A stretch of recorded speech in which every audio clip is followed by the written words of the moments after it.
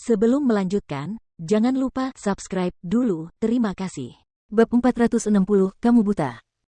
Sambil menahan tawa, Jordan mengingat kejadian malam itu dan berkata, "Tidak, Stefan, Marisa memperlakukanku dengan sangat baik." Jordan sangat senang membayangkan Marisa ditampar. Sebagai menantu Marisa, dia seharusnya tidak memukulnya, tidak peduli seberapa keterlaluannya dia. Lagi pula, Marisa adalah seorang wanita. Oleh karena itu, dia masih senang bisa membalas dendam secara diam-diam terhadapnya.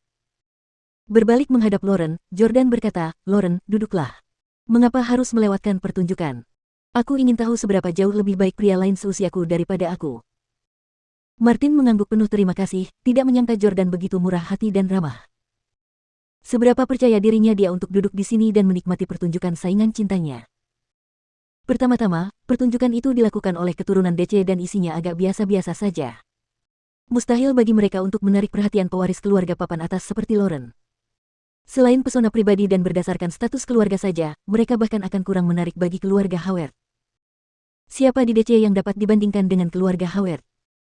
Setelah itu, ada beberapa keturunan kota lain yang menunjukkan bakatnya namun mereka nyaris tidak lolos. Akhirnya, hanya tersisa 3, yaitu Matthew dari Houston, Henry dari Orlando, dan Caden dari New York.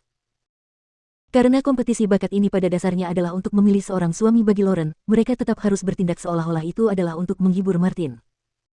Oleh karena itu, ketika tiba giliran Matthew mengambil inisiatif untuk berjalan ke arah Martin dan berkata dengan hormat, "Tuan Howard Sir, pertunjukan bakat dan sejenisnya bukan urusan saya. Kuat. Saya tidak suka hal-hal yang berisik seperti itu. Karena keterlibatan ayah saya di sektor pemerintahan, saya dipengaruhi oleh ayah saya dan beberapa guru saya. Sejak saya masih kecil, saya lebih tertarik pada hal-hal seperti membaca wajah." Banyak orang juga mengetahui bahwa Matthew memiliki latar belakang keluarga yang luar biasa sehingga mereka mulai menjilatnya. "Tuan Harmon, Anda masih sangat muda tetapi Anda sudah menguasai Feng Shui dan membaca wajah. Sungguh mengagumkan." "Benar sekali, tidak heran ayahmu sukses di dunia politik." Martin tersenyum dan berkata, "Matthew, karena kamu tahu cara membaca peruntungan, mengapa kamu tidak membantuku membaca peruntunganku?" Matthew buru-buru menundukkan kepalanya dan berseru, "Saya tidak berani. Tuan Howard Sir, saya dapat melihat dari wajah Anda saja bahwa Anda akan mencapai usia lanjut, yaitu 100 tahun. Keluarga Anda akan terus makmur." Matthew jelas tidak berani membaca peruntungan Martin karena itu sama saja dengan mencari kematian. Sama seperti orang-orang di masa lalu yang tidak berani membaca peruntungan kaisar. Pada zaman dahulu kala, ada seorang ahli metafisika di Tiongkok yang telah membaca wajah dan peruntungan Kaisar Taizong dari Tang yang kemudian bertanya kepadanya berapa lama lagi ia dapat hidup. Meskipun sudah mendapatkan jawabannya, sang ahli metafisika tetap berlutut dan berkata, "Hiduplah, Yang Mulia." Kaisar Taizong dari Tang kemudian bertanya, "Berapa lama saya bisa memerintah Tang?" Ahli metafisika berkata, "Sampai babi bisa terbang." Kaisar Taizong dari Tang sangat gembira karena tidak mungkin seekor babi bisa memanjat pohon, yang berarti dinasti Tang dapat berlanjut selama beberapa generasi. Namun, yang tidak diketahuinya adalah bahwa metafisikawan itu merujuk pada seorang kaisar bernama Zhou Wen yang menyerah kepada dinasti Tang dan sangat dihargai. Kemudian, ketika ia mencapai puncak kekuasaannya, ia menggulingkan dinasti Tang dan menjadi kaisar sendiri. Meskipun Matthew masih muda, dia tahu bahwa dia tidak bisa begitu saja membaca peruntungan orang penting seperti Martin. Sekalipun dia melakukannya, dia tidak bisa mengatakan yang sebenarnya. Jadi apa gunanya? Marisa menganggap Matthew yang berkacamata itu cukup imut dan sopan. Dia tidak tinggi sehingga dia tampak seperti anak sekolah menengah. Meskipun dia tidak begitu cocok dengan Lauren, dia berasal dari keluarga baik-baik dan mudah diatur. Oleh karena itu, Marisa merasa bahwa dia tampaknya menjadi kandidat yang baik untuk menantu laki-laki. Marisa tersenyum dan berkata, "Matthew, mengapa kamu tidak membaca wajah Lauren?" Matthew menatap Lauren dan langsung tersipu saat melihat wajah cantiknya. "Halo." Matthew berjalan mendekat dan memanggil Lauren terlebih dahulu. "Halo, Nona Lauren." Marisa tertawa dan berkata, "Ah, kenapa kamu begitu formal? Lauren mungkin beberapa tahun lebih tua darimu, tetapi kalian tetap dianggap seusia. Kamu bisa memanggilnya dengan namanya saja." Matthew menatap Lauren dan menelan ludahnya. Lauren." Dia tidak berani memanggil Lauren dengan namanya di depannya.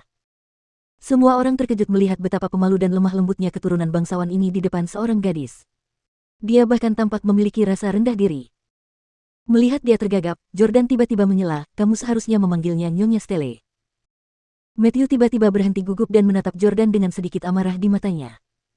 Dia gugup untuk berbicara saat menghadapi wanita cantik seperti Lauren, tetapi dia tidak merasa ragu saat menghadapi pria. Matthew berkata, "Maaf, saya tidak kenal siapapun Mrs. Steele. Saya hanya tahu dia Miss Howard." Jordan melirik lelaki itu, yang tingginya hanya sekitar 1,66 meter, tidak menyangka dia akan begitu kurang ajar hingga membalas Jordan. "Matthew, ku dengar kau ahli membaca wajah dan metafisika, ya?"